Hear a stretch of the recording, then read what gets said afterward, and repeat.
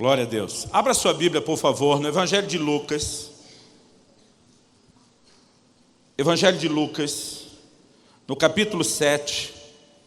Eu gostaria que nós lêssemos um texto do Evangelho, ele é um pouco longo, mas eu gostaria que a gente lesse ele todo. Lucas 7, a partir do versículo 37 até o 50.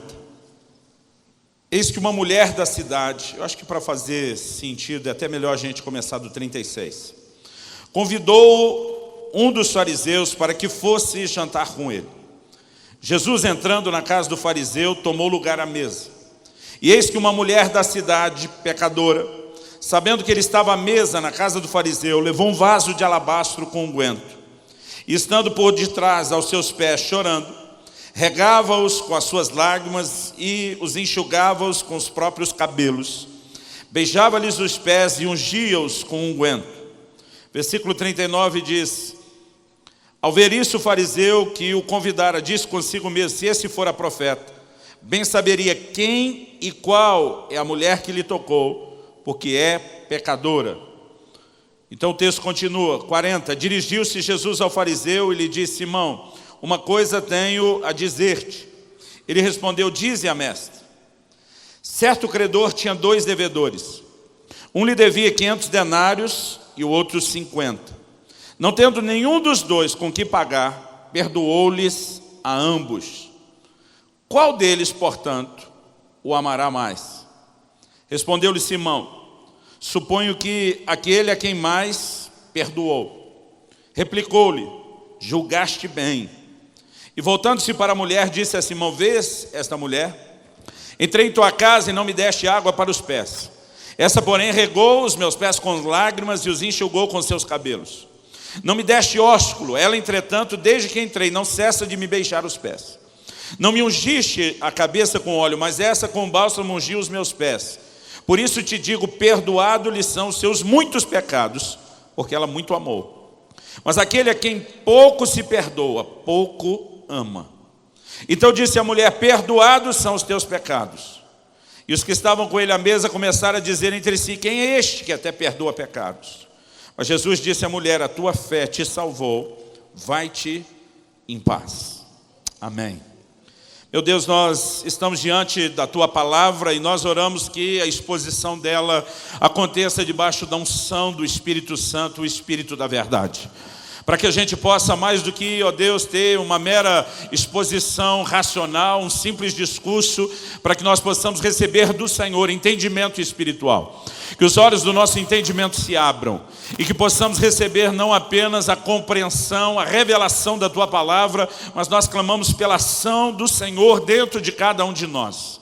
Que venha aquele teu toque personalizado. Que o propósito para o qual a tua palavra está sendo liberada se cumpra e se cumpra de forma plena, completa nessa noite. E desde já nós te damos glória, nós te damos honra, nós te damos louvor. Em nome do Senhor Jesus. Amém. Amém.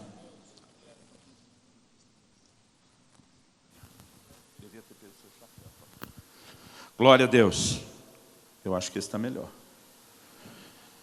Esse texto conta para nós não apenas um episódio, um momento específico da vida, da história de Jesus e de quando ele esteve caminhando por essa terra, mas mostra a forma oportuna como Jesus explora, aproveita esse momento para introduzir na forma de uma parábola um assunto importantíssimo.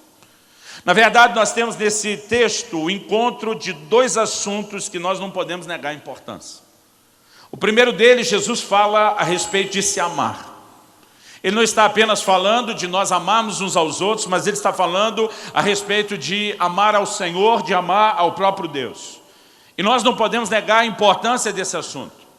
Porque quando questionaram Jesus sobre qual era o maior de todos os mandamentos, e tenta se colocar no lugar de Jesus, ele tem o que nós podemos chamar da difícil missão ou tarefa, de torcer a Bíblia toda, a escritura da sua época, que era o Velho Testamento, e conseguir extrair algo que se sobressai em relação a todo o restante. Quando perguntaram a Jesus qual é o maior de todos os mandamentos, ele nem titubeou, ele respondeu na lata, está lá em Marcos 12, 30. Amarás ao Senhor teu Deus de todo o teu coração, com toda a tua alma, com todo o teu entendimento e com todas as tuas forças. Jesus, sem titubear, coloca isso no mais alto nível, né, no mais elevado patamar, e ele diz: se tem algo que se destaca de todo o restante dos mandamentos, é o mandamento de não apenas amar a Deus, mas de amá-lo com tudo que há em nós. Eu gosto de chamar isso de amor total. A última vez eu estive falando na conferência do Amor em Movimento, eu explorei um pouco esse tema e eu sinto da parte de Deus de mexer um pouco mais nisso. Aqui nós temos um encontro não só do assunto de amor para com o Senhor, mas um outro tema que nós não podemos negar, que não só é importante, mas é central nas Escrituras: o perdão dos nossos pecados. Na verdade, Jesus consegue pegar dois temas tão fortes, tão intensos, tão importantes na Bíblia, e ele cruza os dois assuntos e faz uma relação entre eles. A declaração de Jesus é: a quem pouco se perdoa, pouco se ama. Mas a quem muito se perdoa, muito ama. Ele faz uma relação direta entre a resposta de amor que nós podemos dar a Deus e o perdão dos nossos pecados.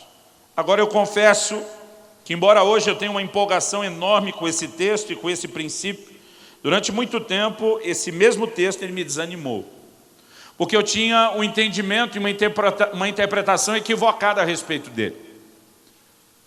A minha história é a seguinte: eu nasci e cresci num lar cristão. Eu sou grato a Deus por isso. Meu primeiro presente quando nasci não foi uma bola, como muito menino, muito garoto brasileiro ganha de presente uma bola quando nasce. Apesar que depois da última Copa nós já estamos desanimando de dar uma bola de futebol para os meninos. Mas o meu primeiro presente ao nascer foi uma Bíblia. Eu fui consagrado a Deus não apenas para pertencer a Ele, mas para viver para os propósitos dEle antes de nascer.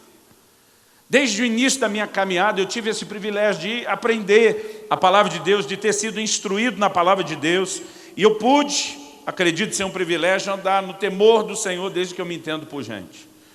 Isso significa que, à luz de tudo aquilo que eu recebi, eu procurei andar em obediência, e eu procurei colocar em prática aquilo tudo que me foi ensinado desde pequeno. Se você me perguntar qual foi o momento em que você entregou sua vida a Jesus, antes de completar 3 anos de idade, e uma das razões que me leva a valorizar demais o ministério infantil na igreja, foi porque enquanto uma professora, naquela classe, no Ministério de Crianças, explicava o plano de salvação, eu entendi. E eu decidi entregar minha vida a Jesus. Eu fui batizado muito cedo, antes de completar meus 8 anos de idade. Creio que foi uma exceção na história da nossa denominação. Com 15 anos de idade, eu fui batizado no Espírito Santo, me incendiei para Deus, perdi o juízo e nunca mais voltei ao normal, graças a Deus. Eu acho que eu devia ter uns 8 anos de idade, quando eu recebi o chamado para o ministério. Quando eu conto essa história, muita gente que se converteu depois, que tem aquela sensação de perdi muito tempo da minha vida, eles olham para mim e dizem: pastor, que bênção, que homem privilegiado você é. Mas muito tempo atrás, o sentimento que eu tinha era inverso. Eu às vezes olhava para quem veio do mundão, do mais profundo buraco, da vida mais suja, para aqueles que chegaram do jeito mais lameado possível, e eu pensava era o contrário, eu dizia: privilegiado é esse. Sabe por quê? Porque eu olhava o que Jesus falou, quando ele diz: a quem muito perdoa, mas a quem muito perdoa, muito ama. Quem pouco perdoa, pouco ama. E eu via alguns desses camaradas, quando se convertiam, a transformação de vida pela qual passavam. Eu vi muitos colegas do próprio bairro, que na adolescência eu preguei para eles. Gente que se converteu e veio de todo tipo de condição. Saiu do mundo das drogas, saiu do crime, saiu da prostituição, saiu de tudo quanto é tipo de buraco. E esses caras, quando tinham um encontro com Jesus, era impressionante, não só a transformação, mas a paixão deles por Deus. E às vezes eu ficava olhando e dizia: eu acho que eu nunca vou amar Deus como esse aí. Porque afinal de contas, de acordo com Jesus, eu não fui perdoado de muita coisa. Eu, porque fui ensinado de forma correta, cresci num lar cristão, tive um pai muito presente que soube conduzir a gente e fiscalizar-nos muito bem. Eu dizia: eu não tive tanta chance de pecar como esses aí, então acho que eu nunca vou amar como eles amaram. E acredite, o que hoje eu entendo ser um grande privilégio, eu achava durante muito tempo ter sido uma grande injustiça. Porque eu dizia para Deus: de que me adiantou nascer num lar cristão, aprender sobre você desde cedo, te honrar, se agora esses camaradas que viveram tudo torto vão poder te amar mais do que eu. Eu dizia para Deus: eu nem aproveitei o mundo e o pecado, e nem agora posso ser um crente decente que nem os caras. E E no meu coração eu dizia para Deus, isso é injusto. Mas quando eu finalmente consegui entender qual é a mensagem desse texto, querido, isso não foi só um bálsamo, foi algo revolucionário. E eu creio que isso vai ajudar, não importa a sua história. Se você, como eu, nasceu e cresceu no lar cristão, entregou sua vida a Jesus muito cedo, se você é alguém que acha que converteu muito tarde e veio de uma vida, talvez, de muita sujeira, espiritualmente falando, não importa o lugar onde você esteja, se você compreender essa mensagem, você vai entender algo que afeta não só o cerne da mensagem de salvação na Bíblia, como também o mais alto mandamento de amarmos ao Senhor. O nosso problema é que normalmente quando a gente lê a frase de Jesus sobre o que muito amou e o que pouco amou, em função de a quem muito perdoou e quem pouco perdoou, o problema é que a gente pensa numa espécie de ficha corrida de pecado. Porque quando essa mulher entra na casa, de bico, ela não foi convidada, ela simplesmente se aproxima de Jesus e isso gera um mal-estar. Simão resmunga no coração, se ele fosse profeta, saberia quem e que tipo de mulher é essa. Uma referência a uma mulher, classificando-a como pecadora, normalmente a primeira coisa que você pode pensar é que se não falava dela como, de fato, uma prostituta que se vendia por isso, era alguém muito promíscuo. Então, a primeira reação é a gente olhar e pensar, essa mulher devia ter uma ficha corrida de pecado enorme. Agora, quem é a outra personagem da história? Jesus, na verdade, ele está na casa de um fariseu. O farisaísmo, que ele talvez era a seita mais severa no meio do judaísmo.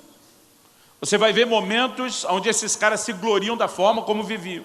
Jesus fala de um que sobe no templo, bate no peito, dizendo, eu jejuo 2 vezes por semana, dou dízimo de tudo quanto ganho. Os caras levavam a sério, eram os beatos e carolas da época, eram os caras mais religiosos, mais dedicados, talvez mais devotos e fervorosos que você podia encontrar, estavam entre os fariseus. Então nós temos, de um lado, uma mulher pecadora, que a turma está olhando, e dizendo, essa veio com a ficha corrida daquelas. Eu não sei se ainda usa o termo ficha corrida para falar da criminal, Antigamente a gente usava isso. Agora, quando se olhava para o fariseu, diz, não, esse é o cara certinho, bonzinho, religioso, esse anda na linha. Então, a gente subentende Jesus comparando a mulher, dizendo os seus muitos pecados foram perdoados. Normalmente, a nossa atitude é subentender que Jesus realmente avalizou. A mulher tinha uma ficha corrida de pecado longo. Mas Jesus está falando que o fariseu tinha pecado pouco. A verdade, querido, é que esse raciocínio, ele não pode, se você olhar para a palavra de Deus como um todo, ser aplicado aqui. Porque a verdade, querido, é que o nosso problema não era quanta coisa errada a gente fez. O nosso problema era o simples fato de que pecamos e mesmo antes de pecar, já fomos concebidos em pecado. A grande verdade, querido, é que não importa se você pecou pouco, se você pecou muito, se você for um pecador mediano. Você já estava separado de Deus, distante de Deus, e não tinha como resolver a sua situação. Quando nós olhamos para o Evangelho, a gente precisa compreender isso. Mas antes de explicar o que é perdoar os muitos pecados, eu não posso deixar de destacar aqui o que eu vou explorar depois, que é a conexão da resposta de cada um de nós ao entendimento do que é ter a dívida perdoada. Eu quero chamar isso de uma dívida de gratidão. E, aliás, esse é o tema da minha mensagem hoje. Dívida de gratidão. A sensação é, os dois tinham uma dívida imperdoável. Um devia 50, o outro devia 500. Nenhum dos dois tinha como pagar. Era impagável. Os dois conseguiram perdão. E Jesus está fazendo a pergunta para um judeu, irmão. Pensa numa turma boa de conta. Ele diz, quem que vai amar mais? O judeu dispara na hora. O que teve os 500 denários perdoados. Era uma dívida bem maior. Jesus falou, olha, exatamente.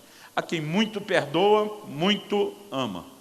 Se a gente levar isso para o natural, a gente vai descobrir que existe uma resposta emocional, isso psicologicamente se explica, que nós podemos chamar de dívida de gratidão. Eu me lembro de uma ocasião, em 1993, foi logo no começo do ano. Eu estava pregando em Itajaí, Santa Catarina, e ao final do evento, eu me lembro que o evento terminava no sábado à noite, e eu ainda permaneci no domingo, queria pregar na igreja, depois desse evento, numa igreja. E nós fomos com um grupo de irmãos que estavam lá participando do evento e que tinham descido de Goiânia. E aquele pessoal do Goiás não tem praia perto como vocês aqui, por exemplo. E a turma estava animada para no domingo cedo ir para a praia. Nós fomos um bom time. E muitos deles estavam conhecendo o mar pela primeira vez. Era até engraçado ver a carinha, a empolgação de alguns. Mas quando nós chegamos naquela praia onde fomos, o mar já estava a praia estava toda sinalizada com as bandeiras vermelhas. O mar estava de ressaca, já estava muito perigoso, os bombeiros já estavam avisando, tome cuidado. A gente estava entrando com gente que nunca tinha entrado dentro do mar e que alguns deles nem sabiam nadar. Então, daqui a pouco, o irmão que conhecia bem a região falou para mim: Luciano, é melhor a gente sair daqui. Eu falei: por quê? Ele falou: o mar já está puxando muito, mas ele diz, daqui 10, no máximo 15 minutos, nesse lugar onde nós estamos. Ele falou: eu conheço bem essa praia. Nenhum de nós sai mais daqui. As bandeiras vermelhas já estão aí porque esse é um lugar que dá muito afogamento.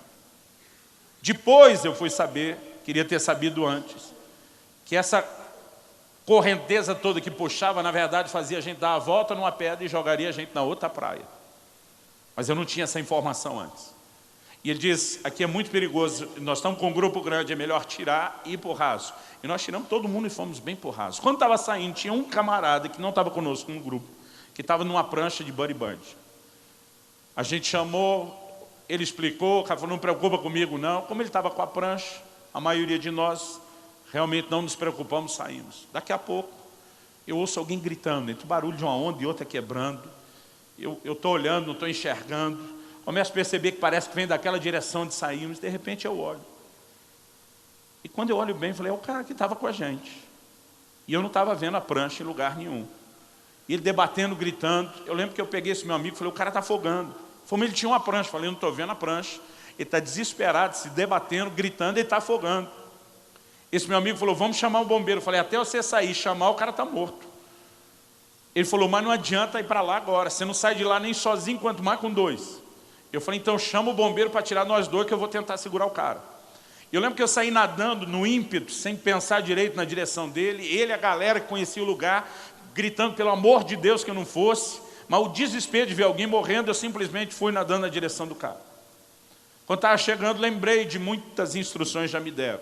Que no afogamento, o camarada está tão desesperado que ele agarra em você e acaba afogando junto quem tentou salvar. Eu já fui pronto para dar um soco bem dado nele. Irmão, desde os 15 anos, quando fui batizado do Espírito Santo, nunca mais briguei. Pensei, minha única chance de bater em alguém sem ser pecado é agora. Irmão, estava pronto para tudo, mas orando: Deus me ajuda. Quando cheguei, o cara estava tão bêbado, irmão, mas tão bêbado que dava para sentir de longe o bafo de cachaça. E eu lembro quando eu fui chegando perto, eu percebi que não ia ter nem que bater. Ele olhou para mim e falou: agora vamos morrer nós 2. Só lembro ter dito para ele: está amarrado. Eu quebro essas palavras em nome de Jesus. Deu vontade de dizer: você continuar falando, quebra sua boca, seus dentes. Mas eu lembro e falei: eu quebro essas palavras em nome de Jesus, nós vamos sair. Diz: não tem jeito. Irmão, e parece que não tinha jeito mesmo. Eu tentava nadar com aquele cara, puxar aquele cara, e tudo que eu conseguia fazer era não ser puxado mar para dentro. Se eu tivesse aquela informação de me deixar levar para a correnteza, eu saía com ele na outra praia depois. Eu só descobri isso depois. E eu fiquei lutando num desespero, e eu não conseguia ir a lugar nenhum. Quando eu vi que minha energia estava começando a acabar, eu orei e falei: Deus, eu não sei qual foi aquela manha do Pedro andar em cima d'água. Mas eu não posso deixar esse cara para trás, e se eu continuar aqui, não vai dar nem para mim, nem para ele. E eu tentei, irmão, não tinha jeito. Eu comecei a orar, falei: Deus me ajuda, e de repente me veio um insight. Eu percebi que a água puxava muito mais forte por baixo do que por cima, então vinha uma onda, eu pegava ele e jogava com a onda. Aí nadava, e pegava com ele e jogava. Desse jeito cheguei até a metade. Quando cheguei na metade, irmão, os bombeiros entraram e tiraram eu e ele, porque daí nem eu conseguia mais sair. Eu nunca tive um nível de exaustão tão profundo como aquele. Quando os caras me tiraram, eu não conseguia ficar em pé. Eu deitado, e estou falando de pelo menos uns 15 quilos atrás. Estou falando de quando, 22 anos atrás, eu tinha 20 anos de idade, eu estava assim, no auge da minha forma. Eu não conseguia ficar em pé. Eu só me lembro de eu deitado naquela areia ofegante, lutando, debatendo para conseguir respirar, tamanho desgaste. Então eu não conseguia levantar e ir a lugar nenhum. E é lógico que o camarada que arrancaram estava no mesmo estado. Mas eu lembro que os amigos dele pegaram ele, vieram carregando. Eu lembro que eles jogaram ele na areia, assim, na minha frente. Agradece o cara, porque ele estava assim indignado que eu tinha salvado a vida dele, e ele ainda não tinha levantado para me agradecer. O coitado não aguentava andar, não aguentava falar, eu mal aguentava ouvir, mas os caras jogaram ele na minha frente, tipo, agradece aí. O que é esse tipo de atitude, querido? Dívida de gratidão. Quando você fica tocado pelo que alguém fez, algo dentro de você exige uma resposta, e os caras estavam indignados de olhar o amigo e dizer, o cara te salvou aí, você não vai agradecer? Né? Não conseguia nem falar, mas acho que eles queriam que agradecesse na linguagem de sinais. Eu posso te dar vários exemplos desses. Um deles, eu lembro de um dia que um amigo meu, muito amigo, um amigo mesmo querido, me procurou e falou, amigo, eu acho que vou precisar da sua ajuda. Eu falei, o quê? Ele falou, vou ter que fazer um financiamento no banco. Eu preciso de você como avalista. Eu normalmente digo, olha, não dê um aval a ninguém, a menos que você esteja disposto a perder algo por essa pessoa. E no momento que ele falou isso, eu normalmente aconselho os pastores, digo, não brinca com isso. A Bíblia diz, mais vale o bom nome do que as muitas riquezas. Às vezes você vai ajudar alguém que não vai ter condição de resolver isso, você não tem condição de segurar a onda. Mas apesar de tudo que eu sempre falei, na hora que aquele amigo me pediu isso, falei para ele, eu vou conversar com a minha esposa, mas eu vou te adiantar, nós vamos fazer isso. Conversei com a minha esposa e disse, fulano está pedindo para a gente ser avalista. Ela disse, se ele não pagar, o que acontece? Eu falei, nós perdemos a casa. Ela olhou para mim e falou, você está disposto? Eu falei, estou disposto. Por que a gente estava disposto? Pensa num cara que talvez seja quem mais ajudou a gente.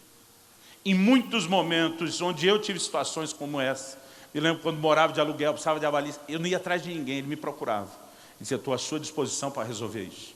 Pensa num cara que por muito tempo me ajudou nessa área. Aquele momento era um momento contrário. Eu olhei, pensei, não posso dizer não para esse cara. Dívida de gratidão. Eu falei para minha esposa, vamos correr o risco de perder a casa. Ela falou, se você está dentro, eu também estou dentro. Mas ela diz, eu não posso dizer não depois de tudo que ele fez para nós. Eu falei, eu estou na mesma condição. Nós chamamos isso de dívida de gratidão. É desse princípio que Jesus está falando.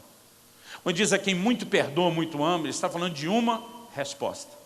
Agora, se nós queremos entender, querido, como dar uma resposta maior a Deus de amor, já que esse é o maior mandamento, isso está atrelado ao entendimento que nós vamos ter do perdão que tocou a nossa vida, a minha e a sua vida. Agora, o que é perdoar pouco ou perdoar muito pecado? Eu quero te garantir, querido, que isso não diz respeito à nossa ficha corrida.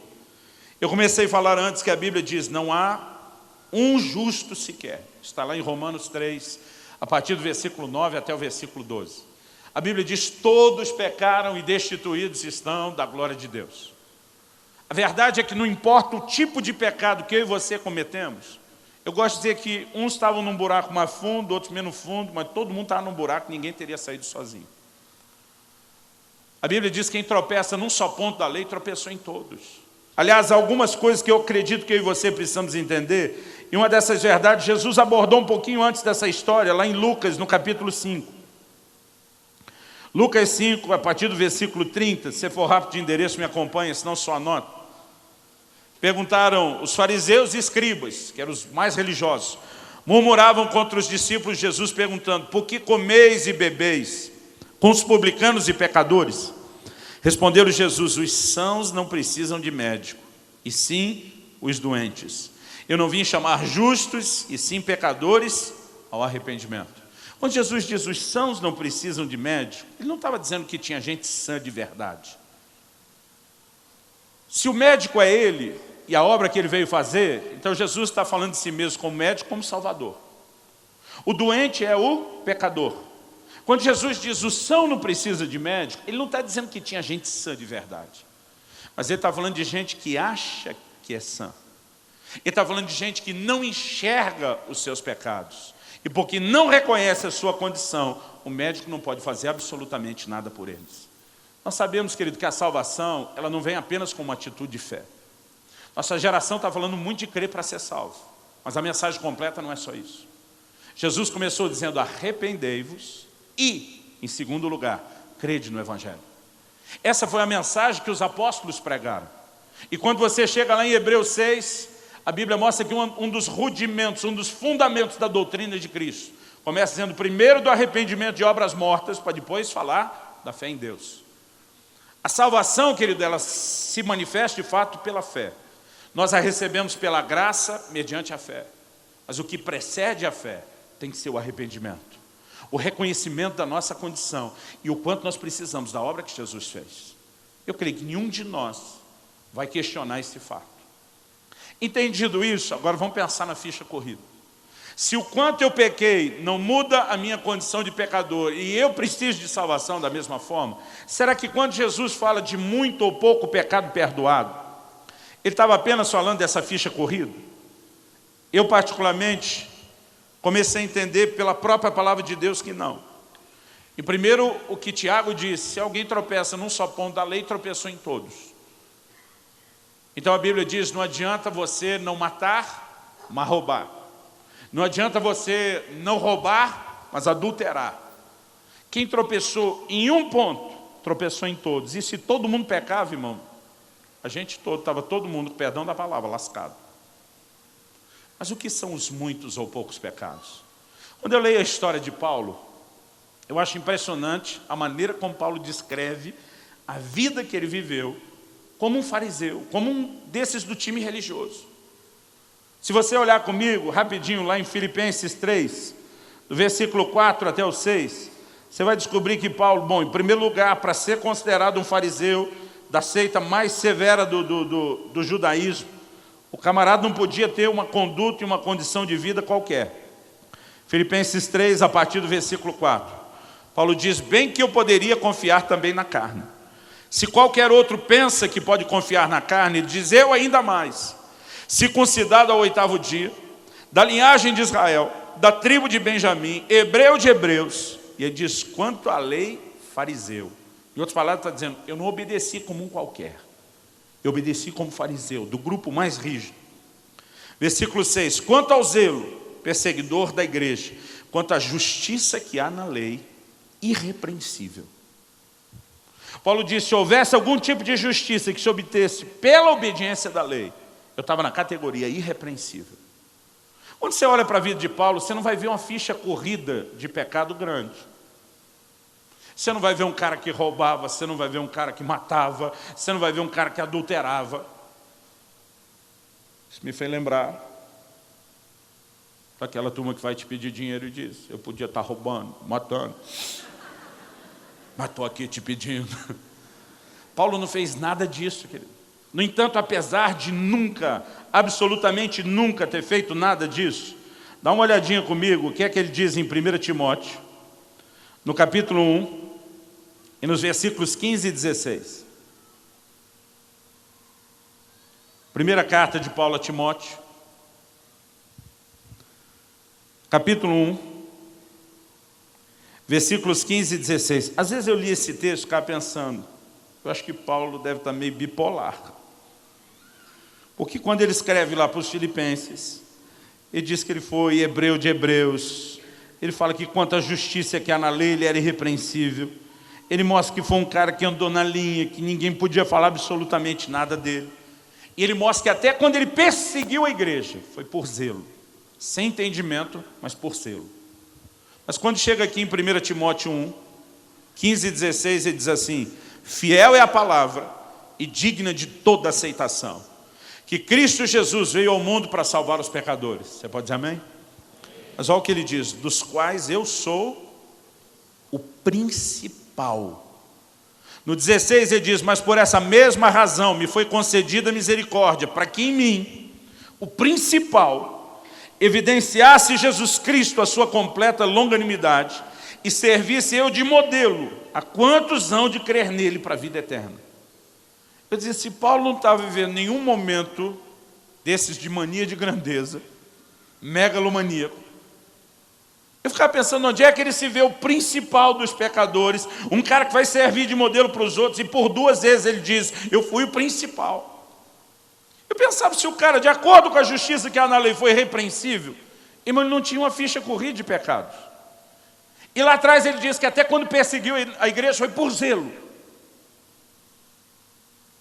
Aonde Paulo conseguiu se enxergar como o principal dos pecadores?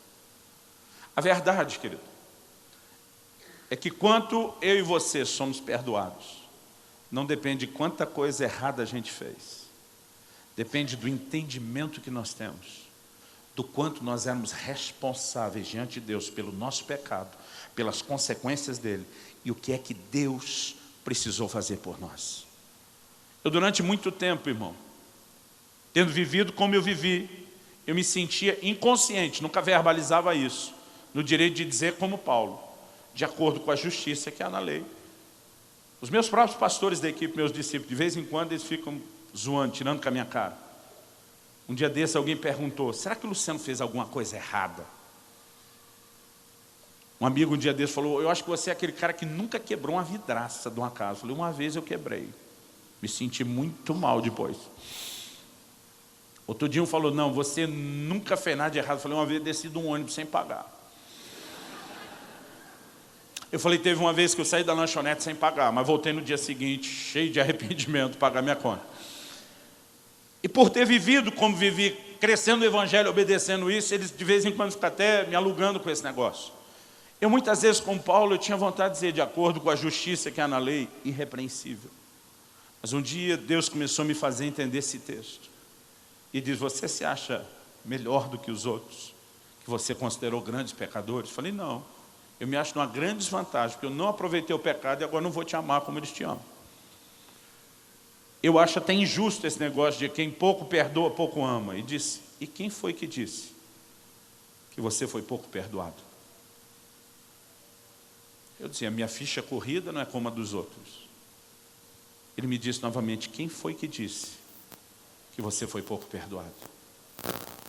Ele disse, você não fez o que muitos deles fizeram, você não fez mais do que obrigação, porque você teve luz, você teve entendimento, você teve clareza, o que muitos deles nunca tiveram e viveram na ignorância. Mas Deus naquele dia me disse, você quer saber quem você é de verdade? Ele me virou ao avesso, querido. Eu não sei se é algo que eu digo, uma experiência que eu não desejo para ninguém, porque eu quero que todo mundo passe o que eu passei. Não é por vingança, mas pela consequência do que veio depois. Deus começou a me fazer entender, querido, de uma forma sobrenatural.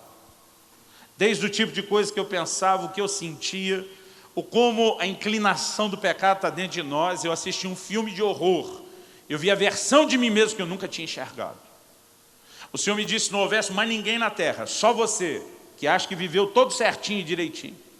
E diz, eu precisaria ter morrido por você da mesma forma. Você era tão pecador e tão merecedor da condenação eterna como qualquer outro. E de repente os meus olhos começaram a se abrir. E eu comecei a entender que a minha dívida não tinha nada a ver com a ficha corrida, mas com o simples fato de tudo aquilo que eu por natureza tinha, a inclinação ao próprio pecado, a distância eterna de Deus na qual eu estaria se Jesus não tivesse morrido. E de repente, pela primeira vez, eu consegui talvez enxergar o que nunca ninguém tinha conseguido me explicar de uma forma racional. Eu tive uma experiência profunda de arrependimento. E a partir daquele momento, meus olhos começaram a se abrir. Quando Jesus disse que essa mulher foi muito perdoada, Ele não estava falando, querido, da ficha corrida dela. Ele estava falando da quantidade de arrependimento que essa mulher manifestou. O tamanho da sua dívida, querido, não é quanta coisa errada você fez, é o quanto você enxerga ter sido errado o que você fez. Quem consegue entender isso? Paulo diz, eu sou o principal dos pecadores. O cara que está perseguindo Jesus e a igreja de Jesus, que achava que fazia isso por zelo, e tem a revelação que ele teve. Paulo fala que ele de arrependimento e de justificação como quase ninguém falou. Mas quando ele se coloca nesse lugar dizendo, eu sou o pior dos pecadores, ele não tinha uma lista para dizer, matei tanto, roubei tanta gente, fiz tudo isso. Mas os olhos dele se abriram. E deixa eu te dizer algo, querido, nós precisamos que os nossos olhos também se abram. Nós nunca vamos ter a devida resposta de amor para o Senhor, se nós não entendemos profundamente o que foi a obra da cruz e a redenção por cada um de nós. Se a primeira coisa que eu creio que nós temos que entender depois do fundamento da dívida de gratidão é essa questão do que é perdoar muito, que é ter muito pecado perdoado, eu descobri que quanto mais eu consigo mensurar a dívida que eu tinha, então maior é minha resposta de gratidão. Porque quanto maior é a dívida que eu enxergo que eu tinha, maior é o meu entendimento de ter sido profundamente perdoado e a minha resposta para Deus. Isso se chama arrependimento. Eu tenho vergonha quando eu estudo a história e vejo os mártires dando a vida por causa do Evangelho e um crente torcendo o nariz, virando as costas para Deus por qualquer coisinha que acontece. A nossa resposta de amor para com Deus talvez seja uma das mais baixas de todas as gerações da história da igreja. O nível de superficialidade, o baixo nível de comprometimento, a baixa resposta que nós temos dado a Deus, e é lógico que eu estou generalizando e alguns de nós vamos pagar a conta pelos outros juntos. Eu creio que ela tem um único motivo. Nós somos parte de uma geração que não entende, não de forma profunda, talvez de forma superficial, às vezes de forma só racional, que não entende aquilo que foi feito por nós. É quando eu e você entramos na consciência do que Cristo fez por nós, que nossa vida começa a mudar. Abra sua Bíblia comigo em 2 Coríntios 5,14. 2 Coríntios 5,14.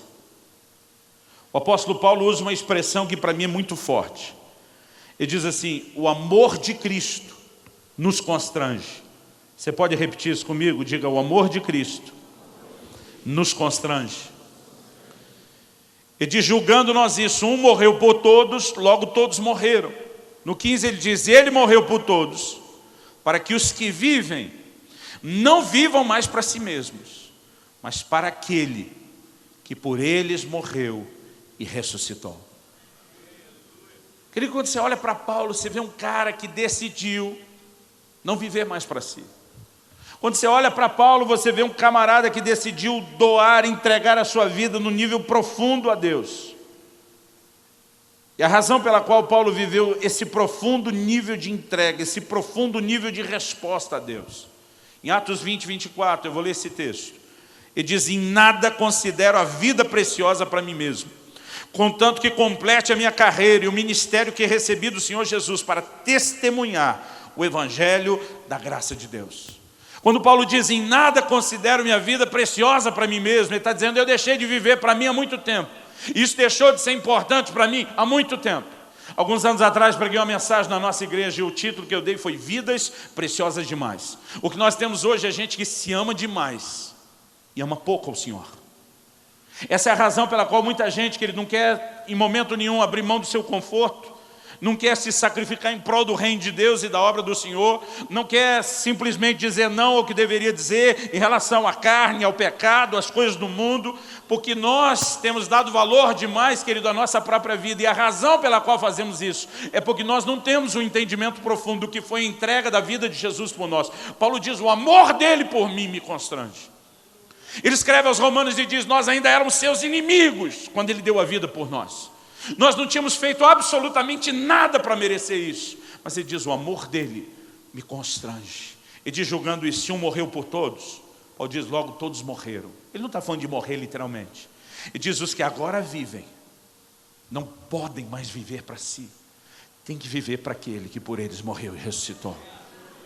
Se nós entrarmos no lugar, querido, de uma revelação do que é o amor de Deus, do que de fato Jesus fez por nós na cruz, eu particularmente acredito ser impossível não dar a Deus o que eu chamaria aqui da devida resposta.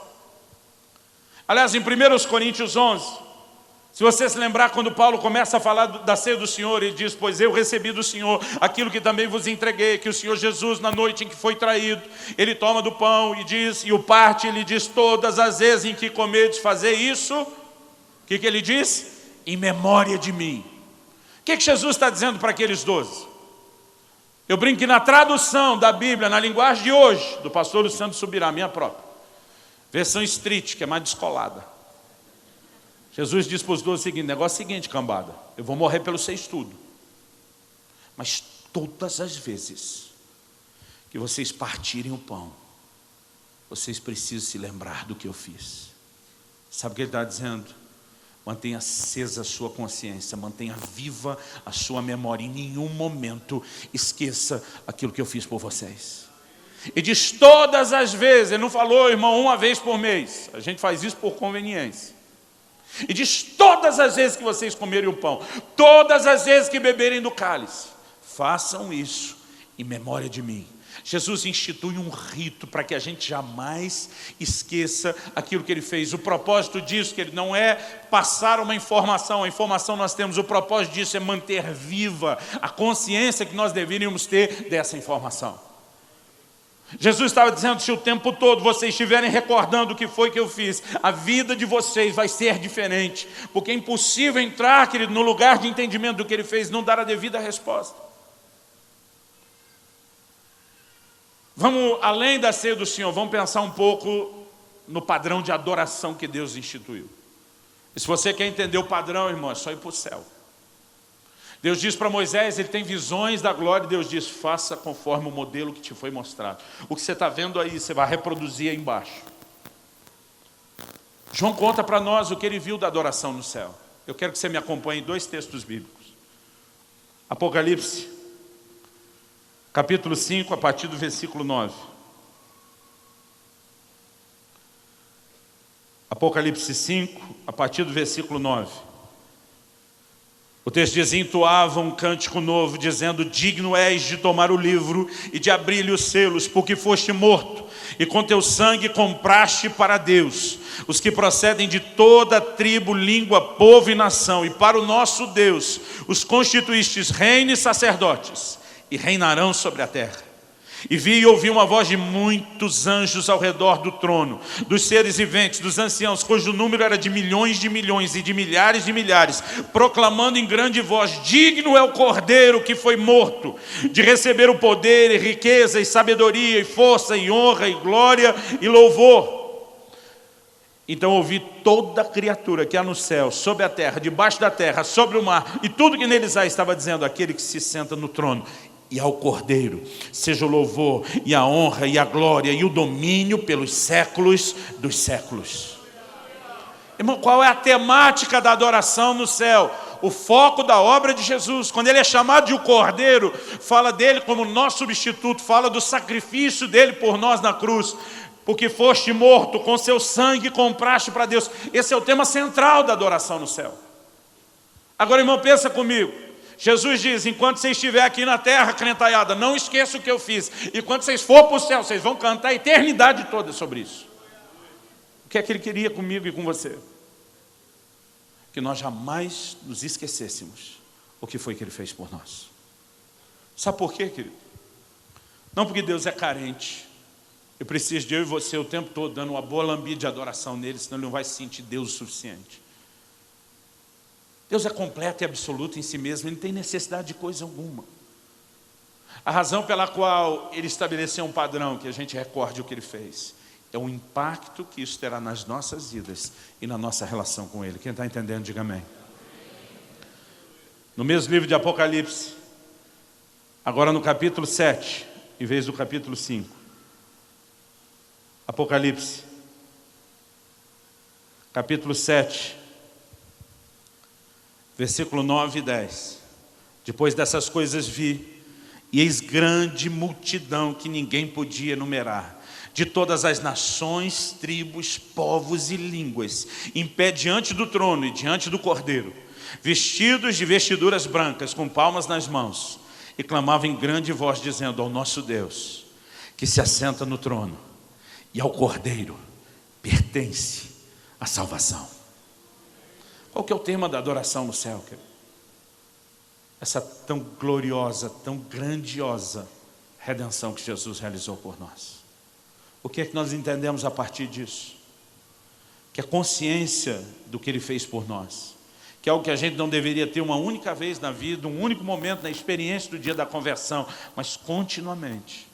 Talvez é a maior chave que eu e você podemos ter para dar a Deus a devida resposta de amor e gratidão por aquilo que ele nos fez.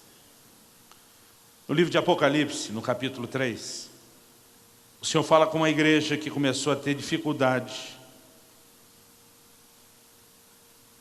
de enxergar essas coisas. Ele dá um conselho para eles, que eu creio que nós precisamos entender.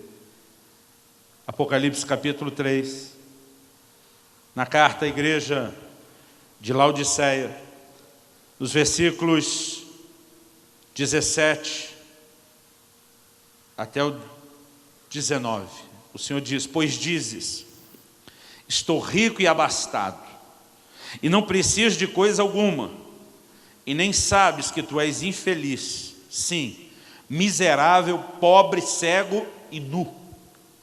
Então ele diz no 18: aconselho-te que de mim compres ouro refinado no fogo para te enriqueceres, vestiduras brancas para te vestires, a fim de que não seja manifesta a vergonha da tua nudez, e colírio para ungires os teus olhos, a fim de que vejas. Então ele diz no 19: eu repreendo e disciplino a quantos amo, sê pois zeloso e arrepende-te. Ele está dizendo, seu problema é falta de arrependimento. Ele diz, e você, o pior de tudo, está se achando. Se acha rico, se acha abastado. Deus diz, você quer enriquecer? Você precisa comprar de mim o verdadeiro ouro puro e refinado. Deus está dizendo, os meus valores são completamente diferentes dos teus. Há um outro nível de riqueza que você não possui. Deus diz, quer saber, você não é só pobre, você é miserável, porque você precisa de vestes para se vestir e não ser manifesta a vergonha da sua nudez. Se por um lado, desde o início, quando a Bíblia fala do pecado, mostra que o problema do homem era nudez. Lá na frente o apóstolo Paulo diz que quando deixarmos esse tabernáculo, nós temos uma casa feita nos céus, e diz, se todavia fomos encontrados vestidos e não nus. O tempo todo essa é a maneira que Deus está falando da nossa condição espiritual. E Deus diz, para que não apareça a nudez de vocês, vocês precisam das minhas vestes, vestes brancas. O Senhor está falando do quê? Santificação, justificação. E no fim ele termina dizendo que vocês precisam de colírio para ungir os olhos, a fim de que vejam. Sabe o que ele está dizendo? Vocês são o tipo de igreja que perderam a capacidade de enxergar o que precisaria ser enxergado. Do que é que Jesus está falando, querido? Que cegueira é essa? Eu gosto de deixar a própria Bíblia explicar a Bíblia, então quero que você volte um pouquinho em 2 de Pedro, no capítulo 1 e no versículo 9. 2 de Pedro 1,9. Pois aquele em quem essas coisas não estão presentes é cego, vendo só o que está perto, havendo-se esquecido da purificação dos seus pecados de outrora. Sabe como a Bíblia define o estado de cegueira espiritual? Como de alguém que se esqueceu da purificação dos seus pecados de outrora. Quando nós perdemos a consciência, querido, do que foi que Ele de fato fez por nós. Quando nós deixamos de avaliar o quanto nós estávamos endividados, o quanto devíamos para Ele. Quando nós esquecemos o tamanho da dívida que nós tínhamos, nós deixamos de entender o tamanho do perdão que Ele trouxe. Isso deixa de produzir em nós a devida dívida de gratidão, a resposta que deveria ser dada. Quando Ele diz, eu te aconselho a comprar de mim colírio para ungir os seus olhos. Deus está dizendo, eu tenho um remédio para essa sua cegueira. Eu posso fazer você voltar a enxergar novamente. Você só vai conseguir isso vindo diretamente a mim. No livro de Romanos, Paulo diz, ou ignorais que a bondade de Deus vos conduz ao arrependimento. Irmão, até para entrar num lugar profundo de arrependimento, eu e você não conseguimos isso sozinhos. Algumas partes da Bíblia que a nossa geração, que ele não dá mais valor e importância. Uma delas é quando Tiago, capítulo 4, ali pelo versículo 9, ele diz, senti as vossas misérias. Irmão, não está falando para o não crente, está falando para o crente. Senti as vossas misérias. E diz, lamentai e chorai. Sabe o que ele está dizendo? Se você deixar o Espírito Santo mostrar não só o lugar de onde Ele tirou do seu passado, as coisas que Ele ainda está tratando na sua vida, e você de fato conseguir mensurar isso, você vai entender bem melhor o tamanho do perdão. Só tem um jeito de entender a profundidade do perdão, enxergar o tamanho da sua dívida. Abaixa a resposta de amor, querido, da igreja dos nossos dias. Para mim ela tem um grande e único responsável. É o nosso baixo nível de entendimento sobre arrependimento, seja na hora da conversão, ou seja ao longo da caminhada depois. Mas eu não estou aqui para apontar o dedo para você, eu não vim aqui jogar pedra em você, eu não vim aqui falar do seu baixo nível de arrependimento, se for seu caso, como que para colocar você no lugar de culpa ou condenação. A nossa dificuldade, querido, sempre foi enxergar o nosso próprio erro. Jesus disse que é fácil ver o cisco no olho do irmão que está longe. E às vezes não enxergar a trave ou a viga que está no nosso. Outro dia alguém disse, não, é muito difícil enxergar eu. Eu falei, não, dos outros é bem fácil. Eu enxergo dos outros bem fácil, difícil é enxergar o meu. Eu acho que foi com essa psicologia em mente que Natan enquadrou Davi do jeito certo. Em vez de chegar falando do pecado de Davi, ele conta uma história, como se estivesse falando de outro. E quando Davi ouve a história, como está sendo a vida de outros, ele enxerga com clareza. Diz assim, homem merece morrer. Natan diz, pois é, velho. Pois é, velho. O homem é você. Talvez se ele começasse falando Davi, você fez isso, não fiz nada disso. Não é bem assim. Mas quando ele conta a história como sendo de outro... Então, a minha e a sua dificuldade é que ele não enxerga erro. Enxergar os nossos erros. Mas parte da missão do Espírito Santo é abrir os nossos olhos. É nos fazer entender profundamente, querido. Não apenas o lugar de onde um dia já fomos tirados. No sentido de que lá atrás, naquele dia no passado, era o único momento de arrependimento. Pedro está dizendo, nós não podemos nos esquecer da purificação dos pecados de outrora. Porque isso se chama cegueira espiritual. Há um lugar onde eu e você precisamos estar. E deixa eu te dizer uma coisa, querido. Eu já fiz muito, cometi muito esse erro, já vi muito pastor, inclusive amigo meu, cometer esse erro. Às vezes a gente tem a mania de querer falar bem de alguém que não é crente, e a gente diz assim, fulano é uma bênção, só falta Jesus. Como se Jesus fosse um acessóriozinho. Irmão, se falta Jesus, falta tudo na vida do cara. Como é que a gente diz uma bênção? Falta Jesus, depois se tivesse uma coisinha a mais, que é o tal do Jesusinho, ficava melhor. Como se sem Jesus que ele pudesse estar bem. Agora, esse tipo de conversa que a gente perpetua, revela o quê? A nossa dificuldade de entender, porque não entendemos profundamente, querido, salvação. Nós nem damos a devida resposta de consagração a Deus. E nem estamos pregando o Evangelho para a nossa geração, como deveríamos pregar. Sabe por quê? Jesus diz, um cego não pode guiar outro cego. Há um grito no coração de Deus, por uma igreja que entenda o que é de fato celebrar tão grande salvação. E eu quero te encorajar a entrar no lugar de uma resposta mais profunda a Deus, em nome de Jesus. Eu quero que você se coloque em pé, para parecer que está acabando. Eu sei que dá um psicológico quando a gente fala isso. Nós vamos orar. C.S. Lewis disse, a saúde espiritual do indivíduo é exatamente proporcional ao seu amor por Deus. Eu acredito que o amor de cada um de nós por Deus é exatamente proporcional ao quanto nós entendemos o que foi que Ele fez. Eu quero que você feche seus olhos por um instante.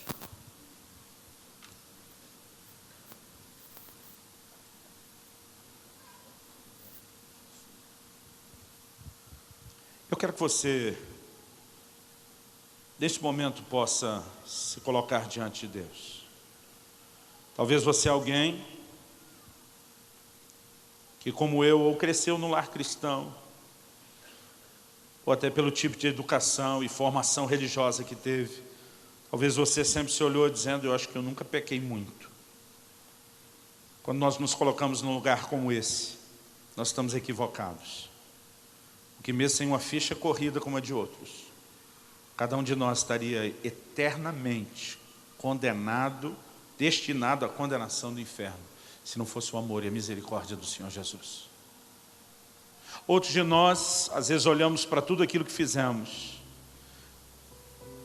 e mesmo reconhecendo que viemos de uma história de muito pecado, alguns de nós não conseguimos entender a dimensão do amor de Deus.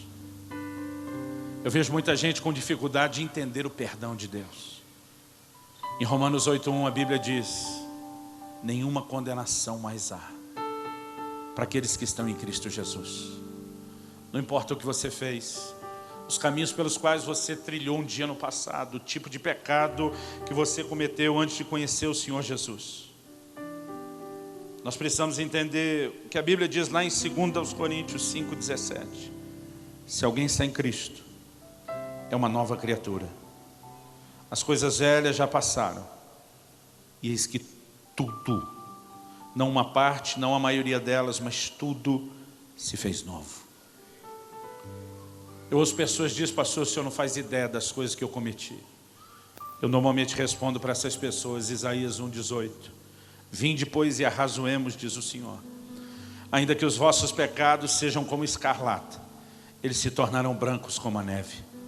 Ainda que sejam vermelhos como o carmesim, se tornarão como a lã. Não tem sujeira na minha e na sua vida que o Senhor Jesus não possa limpar. E se você é alguém que vem de um passado onde você está olhando para a ficha corrida como se isso te colocasse numa situação pior do que os outros, eu quero te dizer, não há distinção, todos pecaram. Estavam separados da glória de Deus. E o que o Senhor Jesus fez foi para cada um de nós, porque nós todos estávamos igualmente condenados e todos temos igualmente exatamente a mesma salvação. Alguns que pensam na ficha corrida achando que foi pouco, estão desmerecendo a sua necessidade de salvação. Os que olham achando que foi muito, quase como se Jesus não pudesse dar conta do recado, também estão desmerecendo o que ele fez. Quer você olhe para tal da ficha corrida achando que foi pouco ou foi muito, você está errado. O que nós precisamos é entender aquilo que ele fez. E obviamente a resposta a um entendimento profundo, não da ficha corrida, mas da nossa condição de pecadores, da nossa impotência de nos salvarmos, daquele lugar onde não havia como revertermos a nossa própria situação e condição. É quando essa revelação entra, que eu e você podemos mensurar o tamanho do perdão. Eu quero que nessa hora você possa orar e dizer: Espírito Santo, abre os meus olhos. Eu quero que você possa dizer: Deus, eu estou vindo atrás de colírio, eu quero enxergar. Eu não quero me esquecer da purificação dos meus pecados. Eu não quero deixar de entendê-la, eu não quero deixar de mensurá-la. Eu não quero entrar no piloto automático da vida cristã, onde se toma ceia, onde se canta, sem mais nenhuma consciência daquilo que você fez. Há um lugar, querido, onde eu e você podemos ser eternamente gratos. E a nossa vida será impactada pelo constrangimento que esse entendimento de amor e salvação gera. Talvez você esteja aqui hoje precisando se arrepender, porque tem andado em terrenos tortuosos, tem se esfriado na fé, tem flertado com o mundo. E quando você age dessa forma, querido, você está se aproximando daqueles que a Bíblia diz profanaram o sangue da aliança com o qual foram santificados, calcaram os pés ao Filho de Deus, ultrajaram ao Espírito da graça. E um de nós deveria voltar para o lixo do mundo de onde saímos. E talvez essa noite o Senhor esteja bradando ao seu coração um brado de alerta, dizendo: pare, volte, não se distancie, não se esfrie. Talvez você esteja aqui pela primeira vez, ou já tenha vindo outras vezes, mas ainda não entregou sua vida a Jesus. Ainda não chegou ao lugar de reconhecer: eu sou um pecador, e sem o seu sacrifício na cruz não haverá salvação para mim.